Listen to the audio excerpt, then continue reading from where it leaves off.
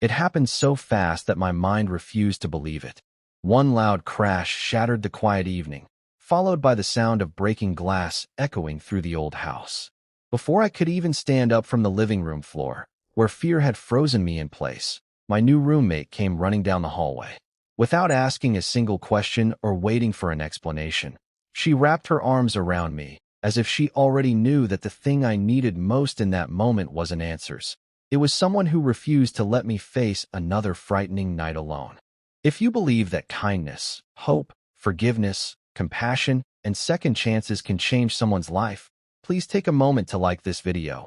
Leave a comment sharing where you're watching from. Share it with someone who could use a little encouragement today, and subscribe to the channel for more heartwarming stories that remind us goodness still exists. My name is Nathan, and this happened in a quiet neighborhood outside Asheville, North Carolina. After my father passed away and my mother moved closer to my older sister in another state, I found myself living alone in the family home.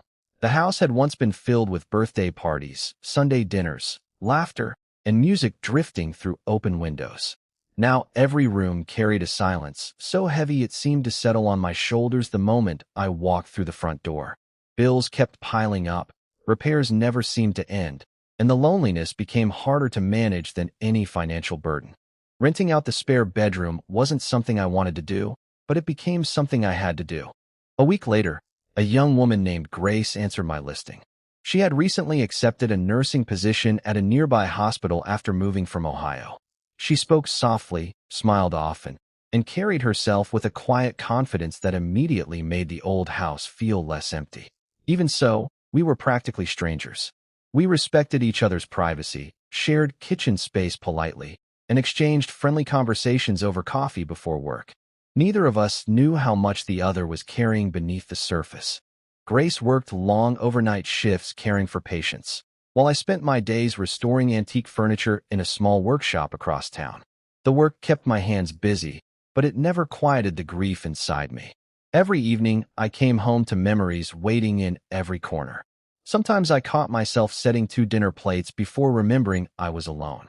Sometimes I paused outside my father's workshop expecting to hear his familiar whistle. Grief has a strange way of making ordinary moments unexpectedly painful.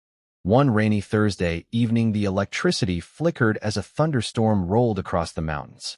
Wind rattled the windows while heavy rain drummed against the roof.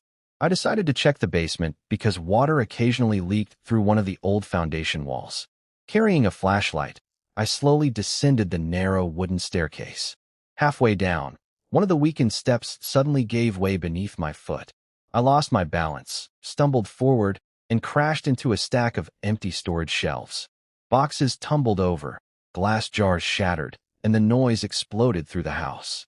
The fall itself wasn't severe, but the shock left me sitting on the basement floor, surrounded by scattered memories. Family photo albums had spilled from a shelf. My mother's Christmas decorations lay across the concrete floor. My father's old toolbox rested beside me, its lid open as familiar tools rolled away into the darkness. Looking at those pieces of my family's life scattered everywhere broke something inside me that had been holding together for months. Within seconds, I heard hurried footsteps overhead. Grace rushed downstairs with only the flashlight from her phone guiding the way. She didn't stop to ask what happened or whether I had made a mistake. Seeing me overwhelmed and trembling, she simply knelt beside me and wrapped her arms around me. For the first time since my father's funeral, I allowed myself to cry without trying to hide it. The tears weren't caused by the fall. They came from months of pretending I was stronger than I really was. Grace stayed beside me until the storm passed. After helping me gather the photographs, she quietly admitted that she understood more than I realized. 2 years earlier, she had lost her younger brother to a sudden illness. Since then, every new apartment, every new city, and every fresh start had been an attempt to outrun grief that always managed to catch up. Nursing had taught her how to comfort strangers, but healing herself had been much harder. That conversation changed everything. We were no longer 2 strangers sharing rent. We became friends who understood that healing rarely happens alone. We started eating dinner together whenever our schedules allowed. Saturday mornings became dedicated to repairing the old house one room at a time. We repainted faded walls, restored broken furniture, planted flowers in the neglected front yard, and slowly brought life back to a place that had nearly become another abandoned house on the street. As months passed, neighbors began stopping by again. A retired carpenter named Walter volunteered to help rebuild the basement stairs. Families brought homemade casseroles. Children laughed while playing in the front yard during neighborhood gatherings. The home that once echoed with silence gradually filled with conversations, shared meals, and unexpected friendships. I realized that grief hadn't disappeared. It had simply made room for gratitude to exist beside it. The greatest lesson came one autumn afternoon when I found an old letter my father had written years earlier. Inside, he had written that a house is never held together by wood or nails alone. It survives because of the people willing to care for each other inside its walls. Reading those words while hearing Grace laugh with neighbors in the backyard felt like receiving one final gift from him. Somehow, life had gently carried me toward exactly the people I needed. If this story touched your heart or reminded you of someone who stood beside you during a difficult season, please support the video by liking it, sharing your thoughts below, and subscribing so more people can discover stories that celebrate hope and compassion. Before we reach the end, we'd love to hear from you. Leave a comment telling us about a person whose kindness changed your life when you needed it most. Your story may become the encouragement someone else is searching for today.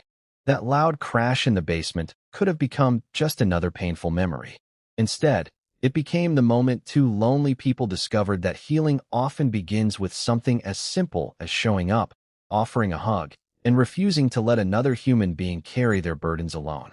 Sometimes the family we need isn't the one we're born into. Sometimes it's the people who hear our worst moments, run toward us instead of away, and remind us that hope has a way of finding its way home.